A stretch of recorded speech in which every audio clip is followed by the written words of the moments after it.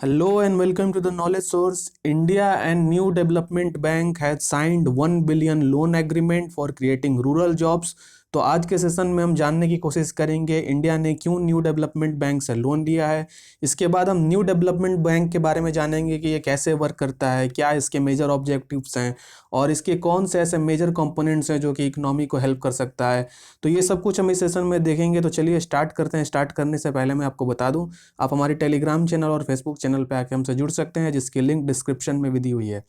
सो देखिए, government of India और new development bank ने अभी एक लोन एग्रीमेंट साइन किया है जो कि 1000 मिलियन डॉलर यानी कि 1 बिलियन डॉलर का है। और इसका मेजर ऑब्जेक्टिव अगर मैं बात करूं तो ये आत्मनिर्भर भारत जो कि कैंपेन इंडिया में चल रहा है। स्पेशली अगर मैं बात करूं, अभी जो इंडो चाइना की क्लैशेस हुए थे उसके बाद जो है इंडिया ने सारा जो अगर इकोनॉमी की जो ग्रोथ है उस पर अपना ये बोला था कि हम जो भी इकोनॉमिक एक्टिविटीज़ है वो सेल्फ सफिशिएंट वो बनाएंगे इसमें डिफरेंट सेक्टर्स में। तो उसी के बेसिस पे ये लोन लिया गया है, क्योंकि अगर देखिए हम जो अगर पेंडेमिक के बाद जो मेजर कंपोनेंट्स थे रूरल एरिया के, उसमें बहुत ही इम्पैक्ट हुआ था और जो भी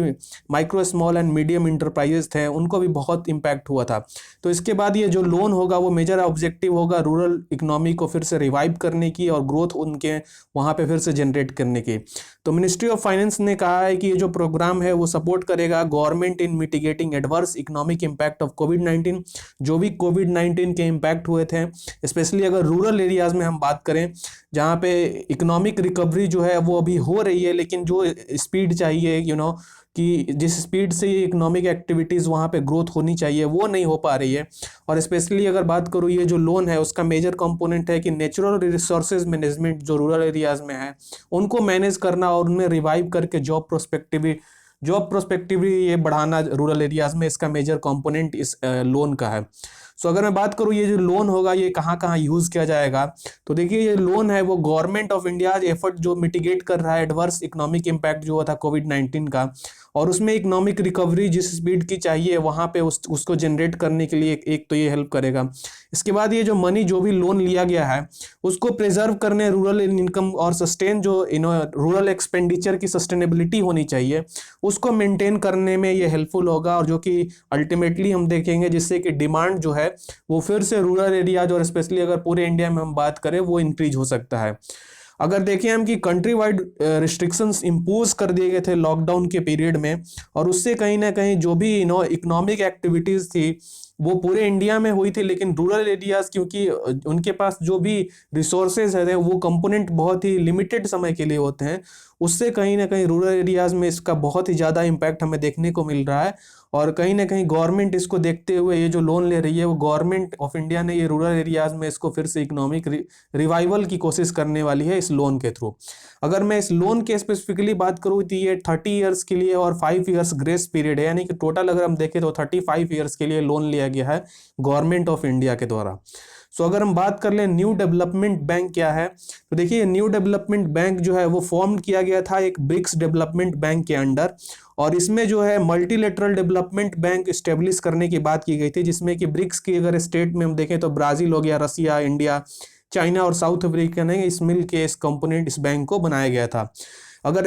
स्पेसिफिक आइडिया हम देखें इस बनाने के पीछे, तो ये इंडिया ने 4th ब्रिक्स समिट जो हुआ था दिल्ली में, न्यू दिल्ली में 2012 में, तो इंडिया ने ये प्रपोज किया था कि इस तरीके के बैंक बनानी चाहिए जो कि स्पेसिफिक जिसका मेजर कंपोनेंट हो रूरल एरियाज में, और जो भी रिक्वायरमेंट है हम जो भी ब्रिक्स नेशन है वो कंट्रीब्यूट करेंगे मनी, और जो भी किसी एक कंट्री को रिक्वायरमेंट है मनी वो ले सकते हैं for their own benefits to revive the economy, और मेजर कंपोनेंट्स जो भी इंफ्रास्ट्रक्चरल प्रॉब्लम्स आ रहे हैं उनको देख रेख करने के लिए। सो इसमें जैसे मैंने आपको बताया कि 5th ब्रिक्स समिट जो कि डरबन में साउथ अफ्रीका में 2013 में हुआ था, इसमें फिर इसको प्रपोज करके इसको अल्टीमेटली इसको सारे ब्रिक्स नेशन के लीडर्स ने इसको अडॉप्ट कर लिया था। अगर मैं बात करूँ इसकी हेडक्वार्टर की, तो ये देखिए संघाई चाइना में अवेलेबल है इसकी हेडक्वार्टर, और ये फर्स्ट रीजनल ऑफिस है जो कि एनडीबी में नेशनल डेवलपमेंट बैंक के अंडर जोहान्सबर्ग साउथ अफ्रीका में इसकी जो रीजनल ऑफिस है। अगर मेजर स्पेसिफिक अगर ऑफिस कहाँ पे है इसकी हेडक्वार्टर संघाई चाइना में।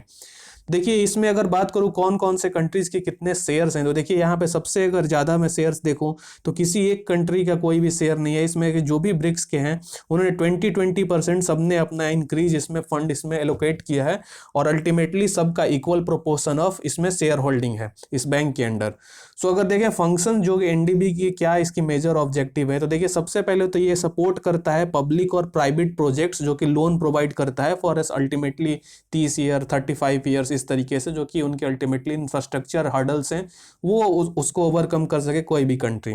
इसके बाद ये इक्विटी पार्टिसिपेशन में भी गारंटी इसको मेंटेन करता है किसी एक कंट्री के लिए, और इससे क्या होता है कि बेटर अंडरस्टैंडिंग बोरोवर्स के माइंडसेट में रहता है कि कितने दिन तक आपको मनी लेना है, कैसे इसको यूटिलाइज करना है। और उसमें लोन फ्री इसमें जो भी अगर बात करूं मैं, इंटरेस्ट रेट इस पे फिक्स्ड किया जाता है अकॉर्डिंग टू द इन्फ्लेशन जो कि प्रेजेंट कॉन्टेक्स्ट में हो। इसके बाद जो है ये कॉपरेट करता है इंटरनेशनल ऑर्गेनाइजेशन और अदर फाइनेंशियल एंटिटीज जो कि state of art infrastructure create करने में किसी पर्टिकुलर कंट्री की हेल्पफुल हो सके।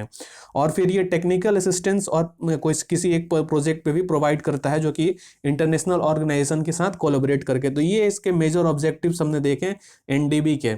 सो मैं आशा करता हूं कि इस सेशन में आपको कुछ नया सीखने को मिला होगा। For that's it for today, thank you as always for joining.